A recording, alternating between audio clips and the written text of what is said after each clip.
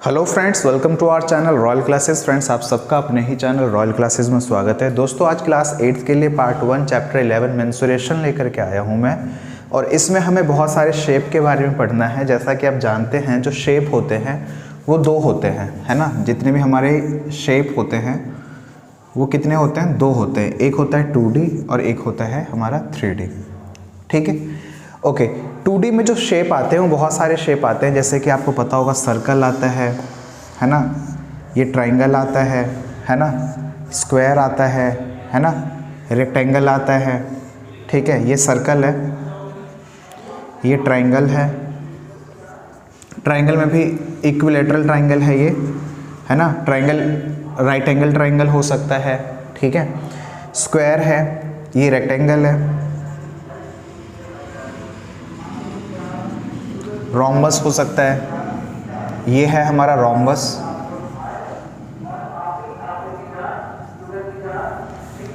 Rhombus के बाद हमारा आ सकता है पैरेललोग्राम, आ सकता है ना। ये है हमारा पैरेललोग्राम।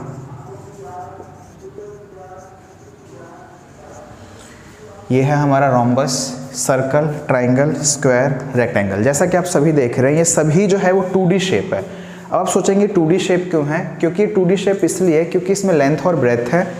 ठीक है, अब ये मत सोचना कि इसमें लेंथ ब्रेथ नहीं है, इसमें तो साइड होता है। बेसिकली ये जो साइड है वो भी तो एक लेंथ ही है, और ये जो साइड है वो भी एक लेंथ है ना। तो इसको लेंथ बोल सकते हैं, इसको ब्रेथ बोल सकते हैं। इन जनरली इसमें सभी सेम होता है स्क्वायर में, इसलिए हम साइड बोल देते हैं। तो इनमें जितने भी 2D शेप होते हैं उसमें हमें एक एरिया पढ़ना होता है और एक पेरीमीटर पढ़ना होता है। सर्कल की केस में पेरीमीटर को हम सर्कमफ्रेंस बोलेंगे, पेरीमीटर भी बोलेंगे तो गलत नहीं है। एरिया और पेरीमीटर। एरिया का मतलब होता है space occupied, space occupied by 2D shape. 2D shape ने जितना स्पेस ऑक्यूपाई किया है उसको हम क्या बोलते हैं? एरिया बोलते हैं। और पेरीमीटर का मतलब होता है sum of length of a boundary, है ना। ठीक है, of a 2D shape. 2D shape, किसी 2D शेप के जो बाउंड्री की जो लेंथ है उसका जो सम है उसको हम क्या बोलते हैं? पेरीमीटर बोल रहे होते हैं। जैसे कि अगर मैं ये बोलूँ स्क्वायर, तो स्क्वायर में अगर ये जैसे 10 है, 10, 20, 30, 40, ये जो 40 आया है, 40 मीटर, ये हमारा जो है वो पेरीमीटर है। तो पेरीमीटर का मतलब होता है सम ऑफ लेंथ। लेंथ को हमें क्या करना है? लेंथ का सम करना है, और वो लेंथ जो है वो बाउंड्री की होनी चाहिए। ठीक है, और 2D शेप। तो 2D शेप में ये दो चीज़ें हम पढ़ते हैं। ठीक है, अच्छा, इसके बाद अगर हम 3D शेप की बात करें तो 3D शेप में जो क्लास 8th में पढ़ना है वो सिर्फ 3 डायग्राम पढ़ना है। एक हमें सिलेंडर पढ़ना है, ये सिलेंडर है। ठीक है, एक हमें क्यूब पढ़ना है, ये क्यूब है। जो आप रूबिक क्यूब सॉल्व करते हो, है ना, वो उसी ये वाला शेप है ना। और एक क्यूबॉइड, जैसे आप जिस रूम में बैठे हुए हैं आप देखें, वो पक्का 100% क्या होगा? वो हमारा क्यूबॉइड होगा। तो हमें ये 3 शेप पढ़ना है। होते तो और भी हैं, जैसे आप बर्थडे में गए हो कहीं पे तो आपने देखा होगा ये जो कैप है बर्थडे में, जो हम ये कैप पहनते हैं, इसका जो शेप है वो कोन है, और ये क्या है? 3D शेप है। ठीक है, अच्छा, और भी शेप हो सकते हैं। जैसे कि आप क्रिकेट खेलते हो तो जिस बॉल का आप यूज़ करते हो वो स्फेयर होता है ना। इसी को बीच से काट दो तो हेमिस्फेयर बन जाएगा। तो ये सारे डायग्राम जो है, ये और ये तीनों तो आप पढ़ोगे। ये 3 डायग्राम जो है आप पढ़ोगे 9th क्लास में। क्लास 8th में ओनली ये 3 है। ठीक है, तो 3D शेप, ये 3D इसलिए है क्योंकि इसकी हाइट है, इसकी लेंथ भी है, ब्रेथ भी है, हाइट भी है। तो जब इसमें हाइट है तो हम इसमें कुछ रख सकते हैं, है ना। इनमें नहीं रख सकते। जैसे एक सर्कल बना लो, एक पेज लो, आप पेज पे ऐसे निशान बना के निकाल, पेज फाड़ लो। उस पेज पे अगर आप पानी भरोगे, क्या भर पाएगा? नहीं। दूध भरो, क्या भर पाएगा? नहीं। तो ये इसमें होल्डिंग कैपेसिटी नहीं होती है। 2D में किसी भी चीज़ को होल्ड करने की कैपेसिटी नहीं होती है। इसका मतलब ये हुआ कि किसी भी चीज़ को हम उसमें भर नहीं सकते, रख नहीं सकते। 3D शेप में हम चीज़ों को रख सकते हैं, इसलिए यहाँ पे हमें 3 चीज़ें पढ़ते हैं हम। एक पढ़ते हैं हम कर्व्ड सरफेस एरिया, जिसको हम क्या बोलते हैं? कर्व्ड सरफेस एरिया, इसी को हम बोलते हैं लैटरल सरफेस एरिया। जैसे हम सिलेंडर की बात करें तो सिलेंडर के चारों तरफ हम पेंट करें, कोई कवर चढ़ाएं, टाइल्स लगाएं, कुछ भी करें, चारों तरफ अगर हम कुछ भी कर रहे हैं तो हम ये लगाएंगे फॉर्मूला, इसको हम CSA बोलते हैं। एक होता है TSA, TSA का मतलब होता है total surface area, total surface area, और इसी को हम सरफेस एरिया के नाम से भी जानते हैं, सरफेस एरिया के नाम से भी जानते हैं। जैसे सिलेंडर की बात करूँ चारों तरफ तो CSA, ऊपर नीचे से अगर हम बंद कर देंगे तो हमारा ये TSA हो जाएगा। क्यूब में भी चारों तरफ की बात करें तो CSA, ऊपर नीचे बंद कर दें तो TSA, ऐसे ही इसमें। तो TSA का मतलब हो गया ऊपर नीचे से बंद है और चारों तरफ से भी बंद है। जैसे आप जिस किसी रूम में बैठे हुए हैं उसके चारों वॉल्स पे अगर आप पेंट करो और छत पे भी करो और फ्लोर पे भी अगर आप पेंट करो तो उसमें क्या लग जाएगा, TSA लग जाएगा। वॉल्यूम का मतलब होता है कैपेसिटी, है ना, वॉल्यूम, V फॉर वॉल्यूम, या इसी को हम क्या बोल सकते हैं, कैपेसिटी। कैपेसिटी मतलब जब हम इसके अंदर कुछ भरेंगे, जैसे सिलेंडर के अंदर आप पानी भर दो, दूध भर दो, कुछ भी भरेंगे, है ना, जब स्पेस ऑक्यूपाई करे अंदर का तो उसमें हम क्या पढ़ रहे होते हैं, वॉल्यूम पढ़ रहे होते हैं। तो माय डियर स्टूडेंट्स, जो 2D शेप होता है उसमें सिर्फ और सिर्फ एरिया और पेरीमीटर पढ़ते हैं, और जो 3D शेप होता है उसमें हम एरिया नहीं पढ़ते, उसमें हम कर्व्ड सरफेस एरिया और टोटल सरफेस एरिया पढ़ते हैं। हालांकि कर्व्ड सरफेस एरिया का एक और नाम है, टोटल सरफेस एरिया का भी एक और नाम है, ठीक है, लेकिन हम वहाँ पे एरिया नहीं बोलेंगे, वहाँ पे हम सरफेस एरिया नहीं तो लेटरल सरफेस एरिया या कर्व्ड सरफेस एरिया ऐसे बोलेंगे, और क्या पढ़ेंगे, हम वॉल्यूम पढ़ेंगे। तो सबसे पहले हम इस चैप्टर को स्टार्ट करते हैं बेसिक के साथ, और बेसिक में हम 2D शेप पढ़ेंगे, और 2D शेप में भी सबसे पहले हम उठा लेते हैं सर्कल। सर्कल बहुत ही इंपॉर्टेंट है, मैं एक एक करके सारे फॉर्मूले लिखूंगा ताकि आप परेशान ना हो और आप आराम से याद कर लें, ठीक है। एक बार मैं सारे फॉर्मूले लिख देता हूँ, ठीक है, उसके बाद मैं एक एक करके डिस्कस कर लूँगा, ठीक है। आप तब तक फॉर्मूले याद करें, ठीक है। जैसे अगर हम बात करें सबसे पहला शेप सर्कल, है ना, तो सर्कल जैसे इस शेप का है ना, तो यहाँ एरिया चाहिए, आप जानते हैं ये क्या होता है, R होता है।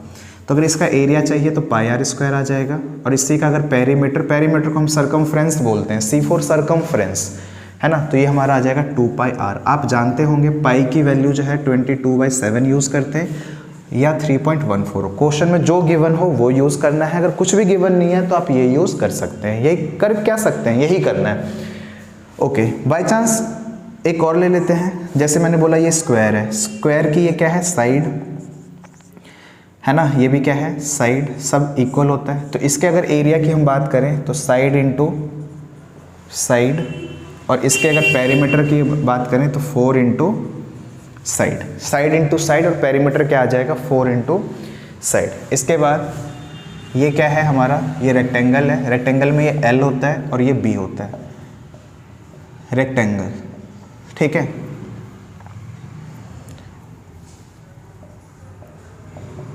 रेक्टेंगल एरिया इसका होता है लेंथ इंटू ब्रेथ, और जो पेरीमीटर होता है वो होता है ट्वाइस ऑफ L+B, ओके। इसके बाद आप देख पा रहे हैं ये रोम्बस है, रोम्बस की सभी साइड्स क्या होती हैं, इक्वल होती है, लेकिन डायगोनल्स इक्वल नहीं होते हैं। सपोज ये A है, ये B है, ये C है और ये D है, ABCD, है ना, तो यहाँ पे हम AC को D1 बोल सकते हैं, डायगोनल, ये डायगोनल होता है, और यहाँ पे हम BD को क्या बोल सकते हैं, D2 बोल सकते हैं। तो इसका जो एरिया हो जाएगा हाफ D1 इंटू D2, और पेरीमीटर जो है 4 इंटू साइड, क्योंकि आप जानते हैं सभी साइड्स यहाँ क्या है, इक्वल है। तो जैसे स्क्वायर का पेरीमीटर 4 इंटू साइड है, ऐसे इसका भी एरिया क्या हो जाएगा, 4 इंटू साइड हो जाएगा। चलिए इसके बाद ये जो शेप है ये है हमारा रोम्बस, है ना, काजू कतली शेप टाइप में जो है ये हमारा क्या है, रोम्बस है।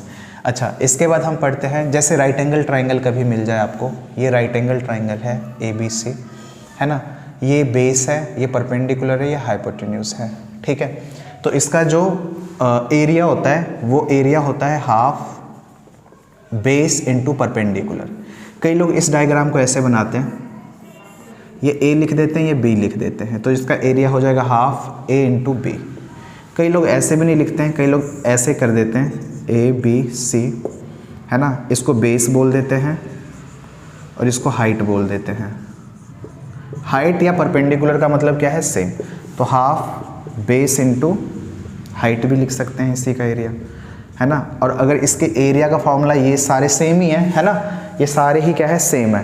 पेरीमीटर का कोई स्टैंडर्ड फार्मूला नहीं है, यहाँ पे हम सभी साइड का सम ले लेंगे तो वो हमारा क्या आ जाएगा, आंसर आ जाएगा। चलिए इसके बाद हम पढ़ते हैं, मैंने आपको क्या क्या पढ़ा दिया, सर्कल पढ़ा दिया, स्क्वायर, रेक्टेंगल पढ़ा दिया, ट्रायंगल और हो सकते हैं जैसे इक्विलैटरल ट्रायंगल आ जाए, है ना।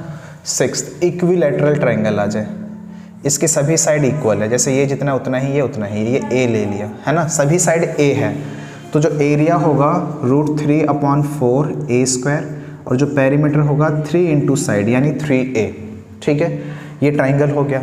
इसके बाद हम ले लेते हैं 7th। आप देख रहे होंगे ये ट्रेपीजियम होता है। ट्रेपीजियम का मतलब होता है जैसे ये दो साइड जो है पैरेलल नहीं है बट इक्वल होना चाहिए, और ये दोनों साइड इक्वल नहीं है बट ये क्या है, पैरेलल है। तो इसमें ये जो मतलब वन पेयर जो है वो पैरेलल होना चाहिए, तो ये पैरेलल है, तो इसलिए इसको हम क्या बोल सकते हैं, ट्रेपीजियम बोल सकते हैं। जनरली इसका शेप ऐसा होता है, इसको ए लिख देते हैं, इसको बी लिख लेते हैं और हाइट को एच। तो इसका जो एरिया आ जाएगा half sum of parallel side, parallel side क्या है, ए और बी, तो ए और बी, और यहाँ पे क्या आ जाएगा, हाइट। पेरीमीटर का कोई स्टैंडर्ड फार्मूला नहीं है इसलिए मैं यहाँ पे कुछ भी नहीं लिख रहा हूँ। अच्छा, इसके बाद हम एक ले लेते हैं रोम्बस। रोम्बस जो है, रोम्बस ले लेते हैं। रोम्बस जो है वो, रोम्बस आई होप मैंने आपको बता दिया है, एक बार आप चेक कर ले, मैंने बोर्ड पे मिटा दिया है तो इसलिए मुझे नहीं पता। रोम्बस मैंने आपको बता दिया, काजू कतली बता रहा था ना मैं आपको, तो ये मैंने आपको बता दिया है, ठीक है। अच्छा, इसके बाद ले लेते हैं पैरेललोग्राम।